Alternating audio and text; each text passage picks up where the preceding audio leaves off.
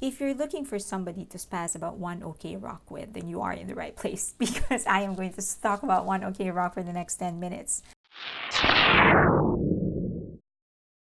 One of my dreams is actually to watch them perform in the opening of the next Olympics, which is going to be in Tokyo.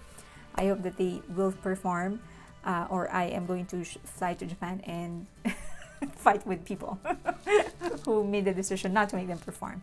I do feel like they should be the ones performing, and I'm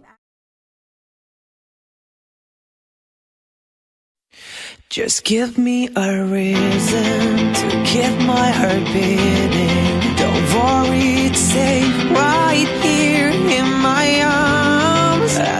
But before that, I just want to share with everybody how I discovered them. I actually first heard about One OK Rock through their cover song of 1,000 Miles. And it was actually Taka's voice. Taka is actually the lead singer of the band and the main songwriter, and his voice was just haunting. Making my way downtown, working fast, faces pass and I'm homebound.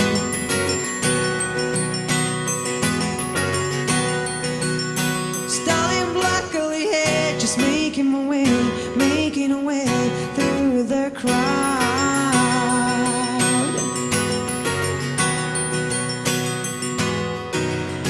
And I need you, and I miss you, and now I wonder if I could fall into the sky. Do you think time will pass me? It's very, very rare that for me to actually listen to a cover of a song and feel like the cover is better. But this is one of those few times that I feel like the cover is better than the original. So that's how I discovered them. And so from there, I researched their other songs and realized that they're actually a rock band. So Taka was a boy band member, and then he left the group, or was booted out of the group, whatever the real story was. But whatever happened, it actually was for the good, because it led him to One OK Rock. Okay, so one of the reasons they should perform for the next in the next Olympics is the sheer representation of the young. They were able to represent or become the voice of the young through their songs. And it's very odd because Taka usually writes based on his personal experiences. So this would be his experiences, his thoughts, whatever he's going through, and that's where he's going to base the lyrics.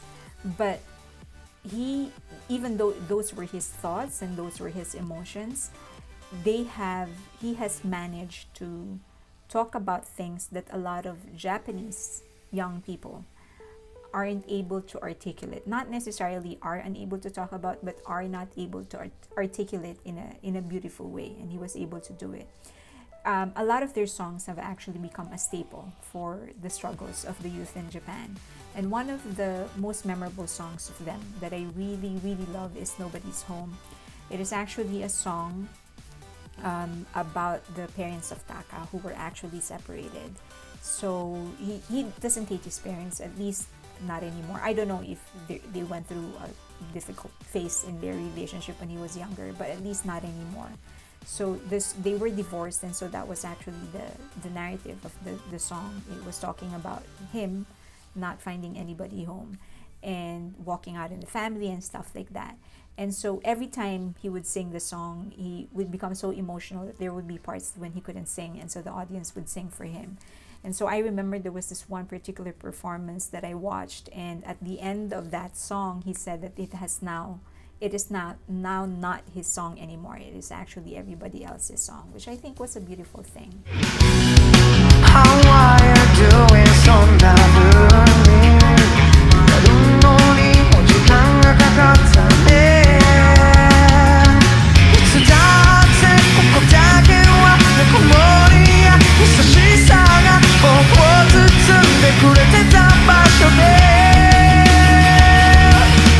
Second, they have the right balance of pop and rock. So I wouldn't consider them to be like the hardest rock band in Japan. There's a whole lot of other rock bands that could take that title, not One OK Rock. But if you're going to perform in Olympics, you can't be so metal, you can't be so punk, you can't be so pop. It has to be a balance of all of that, because you have to remember that you're actually going to cater to a market that isn't necessarily purebred metal rock fans. So you can't have those bands that would only sing those kind of songs perform. The same way, you also need to remember that you're representing Japan. So you're not just representing a specific genre of music, but the whole country itself, its culture, and you're representing this to the whole world. So you can't, again, be specific to a genre, just have them perform and have them represent only their genre. You have to represent the entire nation, the culture, and One OK Rock has that balance. Now, flowing into that, as I mentioned in the first point, is One OK Rock's ability to represent the emotions of young people, of Japanese, and they have been able to do that. They already did that in all of the songs that they have done, in all of the albums that they have made.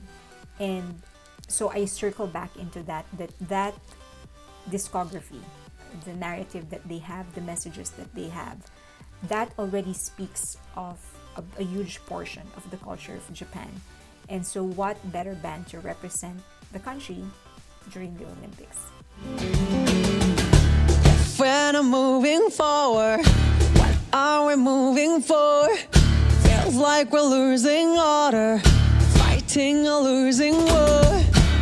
We need to work this out, can't do this by myself. How do we let it go this far? Hey! Next is One OK Rock's international achievement.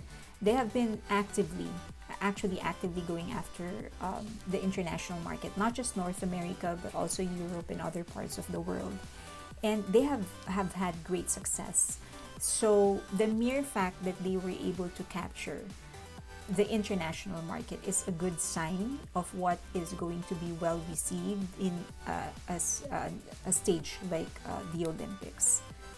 Next is the voice quality of Taka. I wouldn't say that he has the most prolific voice, or maybe I can say that. He doesn't have the widest range. He doesn't have the widest vocal range. The Riku, actually, of the Gazette probably has that. I would probably give that title to him. But the voice quality of Taka is so unique that you cannot listen to him and mistake his voice for anybody else. It is uniquely Taka. So it has a very, very unique identity. His voice has a very unique identity. And of course, he has the range. But even when he goes so high into the notes, it's still unmistakably Taka.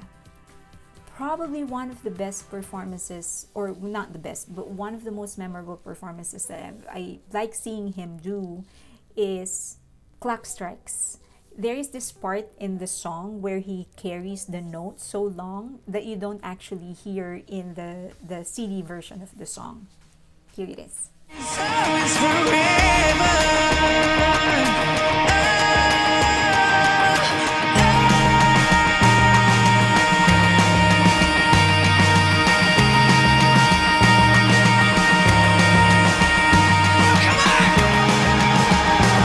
I hope you heard that. Oh my god. So yeah, I like hearing the live version, because in the CD version of it, the recorded version of the song, he doesn't actually carry that note that long. And so his range is really wide, but even when he goes really, really high, it is still very uniquely Taka. Next thing about his voice quality, it seems like it is the exact opposite of a theater actress or a theater actor. So the sopranos, or the theater actors and actresses, they go through this training to make their voice as smooth as possible. Excuse me. As I don't know what it's called, but it's very round. It's very smooth and round. So when you hear it, it flows so smooth. Taka's voice is the exact opposite. It has a lot of edge. It's very edgy. It's very rough around the edge. It's very rough, but it's just as beautiful. You know, one of my favorite theater actresses would be Lea Salonga. She's from the Philippines, and if you listen to her live, her voice is just heavenly. And I wouldn't call her a great actress, but she has been able to achieve the things that she has been able to achieve because of the quality of her voice. And through training, because she has done so many trainings in her life and she has honed her talent, you can uniquely hear the smoothness of her voice. It is, so put that in the opposite spectrum, and that would be Taka's voice.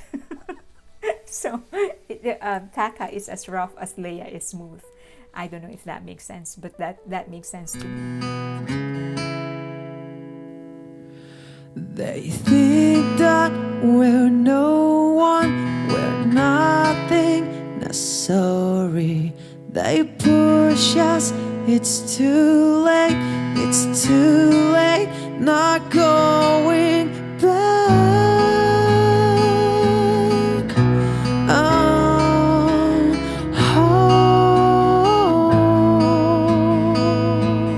It's like trekking a less traveled trail on a mountain. That's what it feels like. So it's very rough, very edgy, but it is just as beautiful and very haunting, actually. So that's, I think those things, those five or six points that I've made, it makes the band very unique and the right representation of what rock is, what Japanese rock is to the Olympics. And for those of you watching who are not really familiar with One OK Rock but would like to check them out, I am going to put links of some of my favorite One OK Rock performances, live performances, down on the description box. So do check them out.